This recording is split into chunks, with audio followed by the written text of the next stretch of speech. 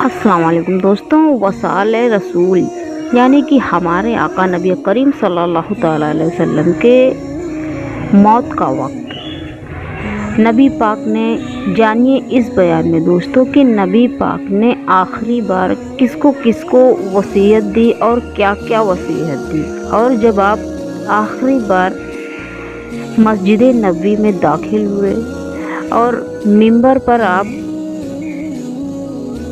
रौनक अफरोज हुए तो फिर आपने एक खुतबा दिया और उस खुतबे में आपने क्या बयान किया और उस खुतबे को सुनकर आखिर हज़रत अबू बकर सिद्दीक़ रज़ी अल्लाह ताला अन्हु क्यों रोने लगे थे।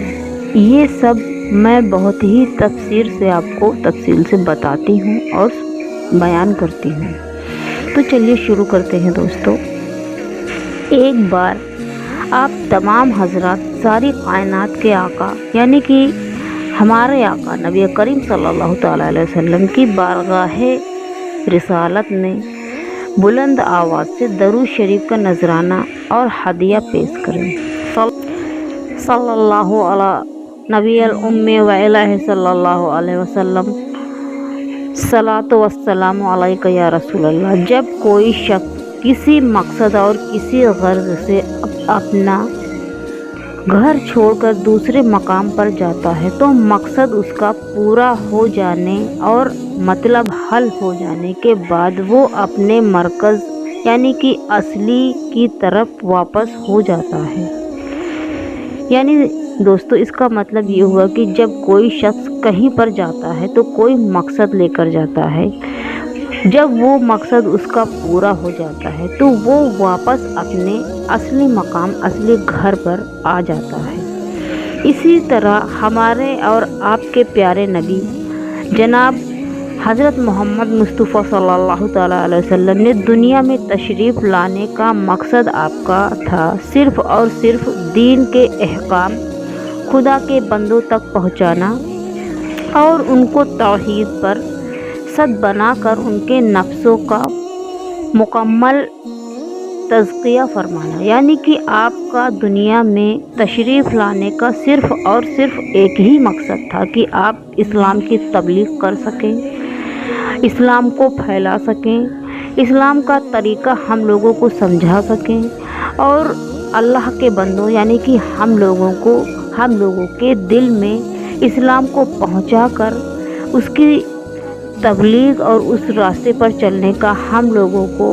तरीक़ा बता सकें। जब आपका मकसद पूरा हो गया, जब अल्लाह रब्बुल इज़्ज़त ने ये आयत करीमा अल यौमा अकमलतु लकुम दीनकुम ये आयत नाजिल फरमाई और फरमा कर आपके दीन के कामिल होने की खुशखबरी सुनाई आपको। यानी कि नबी पाक को अल्लाह रब्बुल इज़्ज़त ने ये बताया कि आपका दुनिया में आने का मकसद पूरा हो गया है और अपनी नेमतें आप पर पूरी फरमा दी तो आपको अपने मरकज़ असली मकाम क़द्स की तरफ जाने का वक्त करीब आ गया है। इसका इल्म आपको बहुत पहले से ही था। इसलिए हज के मौके पर आपने लोगों से फरमाया कि शायद इसके बाद मैं तुम्हारे साथ हज ना कर सकूं। यानी कि नबी पाक ने सब लोगों को बता दिया, फरमा दिया और जाहिर कर दिया कि इसके बाद मैं तुम लोगों के साथ मैं हज नहीं करूँगा। हज़रत इब्न अब्बास रज़ियल्लाहु ताला अन्हु फरमाते हैं कि जब सूरह इज़ा जाअ नस्रुल्लाह नाजिल हुई तो रसूल खुदा नबी करीम सल्लल्लाहु ताला अलैहि वसल्लम ने अपनी लख्ते जिगर नूरे नज़र शहज़ादी हज़रत फ़ातिमा ज़हरा रज़ियल्लाहु ताला अन्हा को बुलाया और उनसे फरमाया नौईद इला नफ्सी यानी मुझको मेरे सफ़र आखरत की खबर दी गई है। यानी कि मुझको मेरे आखिरी वक्त की खबर मिल चुकी है। ये सुनकर हज़रत फ़ातिमा ज़हरा रज़ियल्लाहु ताला अन्हा रोने लगी। हुज़ूर अक़दस नबी करीम सल्लल्लाहु ताला अलैहि वसल्लम ने फरमाया ला तबक़ी फ़इन्नका अव्वलु अहली लाहिक़ुम बी यानी ऐ फ़ातिमा रो नहीं, मेरे अहले बैत में तुम ही सबसे पहले मुझसे मुलाकात करोगी। ये सुनकर हज़रत फ़ातिमा ज़हरा रज़ियल्लाहु ताला अन्हा हंसने लगी। یہ دیکھ کر ازواج مطہرات یعنی کہ وہاں پہ بیٹھے ہوئے لوگوں میں سے بعض بیویوں نے حضرت فاطمہ رضی اللہ تعالی عنہا سے دریافت کیا، یعنی کہ اور لوگوں نے اور بیویوں نے پوچھا بی بی فاطمہ سے کہ ہم نے آپ کو روتے ہوئے دیکھا اور پھر ہنستے ہوئے دیکھا، اس کا مطلب کیا ہے؟ حضرت فاطمہ زہرا رضی اللہ تعالی عنہا نے کہا، آپ نے فرمایا کہ حضور نے مجھ کو بتایا کہ آپ کو آپ کے سفر آخرت کی خبر دی گئی ہے۔ یہ سن کر میں رونے لگی۔ پھر آپ نے فرمایا کہ رو نہیں، میرے اہل بیت میں سب سے پہلے تو ہی مجھ سے ملاقات کرے گی۔ یہ سن کر میں ہنسنے لگی۔ حضرت ابو سعید خدری رضی اللہ تعالی عنہ فرماتے ہیں کہ رسول خدا نبی کریم صلی اللہ تعالی علیہ وسلم اپنی اس علالت میں جس میں آپ نے وصال فرمایا، یعنی کہ اس بیماری میں جس میں نبی پاک اس دنیا سے تشریف لے گئے، اس بیماری سے آپ گھر سے باہر تشریف لائے اور اس حال میں کہ آپ نے اپنے سر پر کپڑا باندھا ہوا تھا، یعنی کہ آپ کو اتنی شدت سے اتنی تکلیف تھی کہ آپ نے اپنے سر پر کپڑے باندھے ہوئے تھے۔ ہم لوگ اس وقت مسجد میں تھے۔ حضور اقدس نبی کریم صلی اللہ تعالی علیہ وسلم مسجد میں داخل ہو کر ممبر کی طرف تشریف لے گئے اور اس پر رونق افروز ہوئے۔ پھر آپ نے ایک خطبہ دیا اور فرمایا، والذی نفسی بعدہ انی لا نظر الی الحوض من مقام ھذا، یعنی قسم ہے اس ذات کی جس کے قبضے قدرت میں میری جان ہے، میں اس ممبر پر بیٹھے ہوئے حوض کوثر کو دیکھ رہا ہوں۔